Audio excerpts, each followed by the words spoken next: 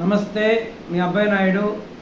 ఈరోజు మనం ఈ వీడియోలో చర్చించుకునే ప్రధాన అంశం ఏంటంటే, ఈరోజు వార్తల్లోని ప్రధాన అంశాలను కానీ తీసుకున్నట్లయితే, మొదటగా ఈనాడు దినపత్రికను తీసుకున్నట్లయితే, పెట్టుబడులే లక్ష్యం, పారిశ్రామిక పార్కుల అభివృద్ధిలో కొత్తగా 4P విధానం, ఇతర రాష్ట్రాల్లోని 5 అత్యుత్తమ పాలసీల పరిశీలన, ముసాయిదాపై సీఎం చంద్రబాబు సమీక్ష.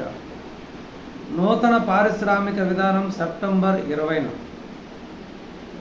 పెట్టుబడుల లక్ష్యంగా మన ఆంధ్రప్రదేశ్లోని పారిశ్రామిక పాలసీలు పెట్టుబడుల ఆకర్షణే ధ్యేయంగా ఉండాలని చంద్రబాబు నాయుడు గారు నిర్ణయించడం జరిగింది.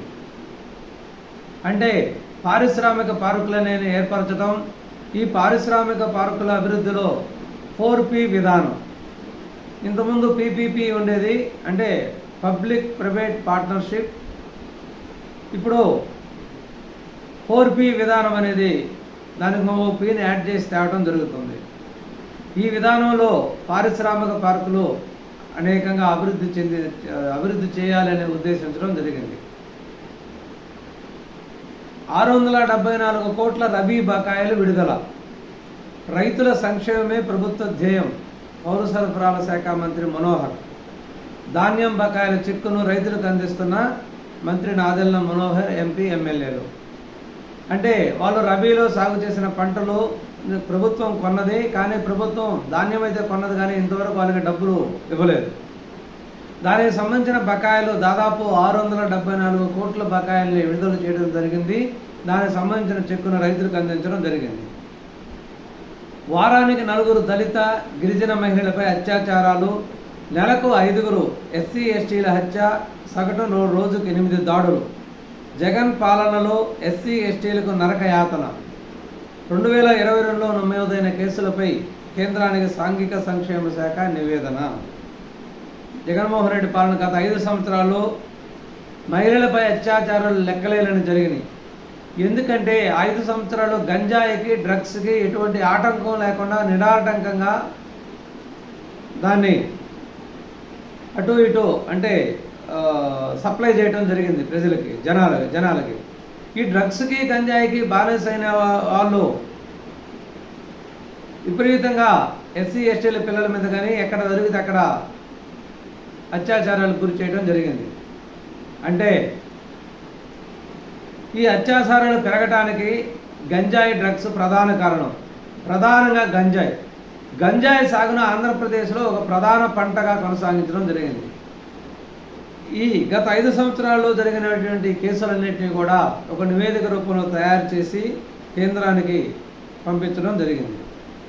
తుంగభద్రకు స్టాప్ ప్లాగ్, నీరు పూర్తిగా వృధా కాకముందే ఏర్పాటుకు నిర్ణయం. తుంగభద్రలో గత 3-4 రోజుల క్రితం ఒక గేటు కొట్టుకొని పోవడం జరిగింది. లాక్ తెగి గేట్ కొట్టుకోపోవడం జరిగింది. దానివల్ల తుంగభద్రలో ఉండే నీళ్ళంతా కూడా వృధాగా పోవడం జరుగుతుంది.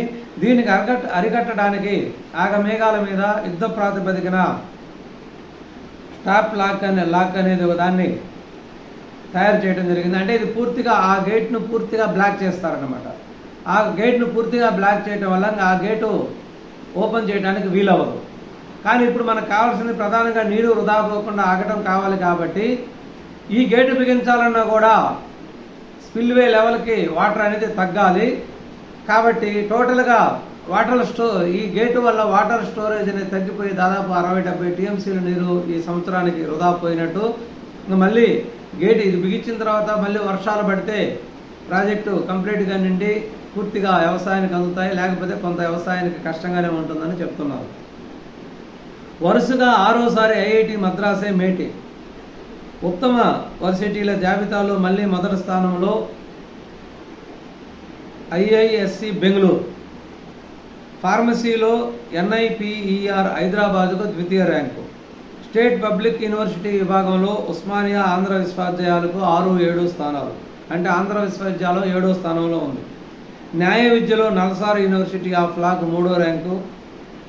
NIRF ఉత్తమ జాబితా విడుదల.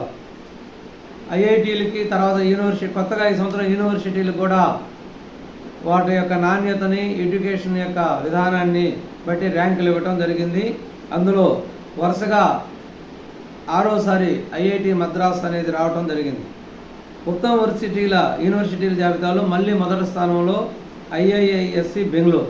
ఫార్మసీలో వచ్చేసి ఎన్ఐపిఆర్ హైదరాబాద్కి ద్వితీయ ర్యాంకు, ఆంధ్ర యూనివర్సిటీకి 7వ ర్యాంకు రావడం జరిగింది. ఉస్మానియా యూనివర్సిటీకి 6వ ర్యాంకు, ఆంధ్రాకి 7.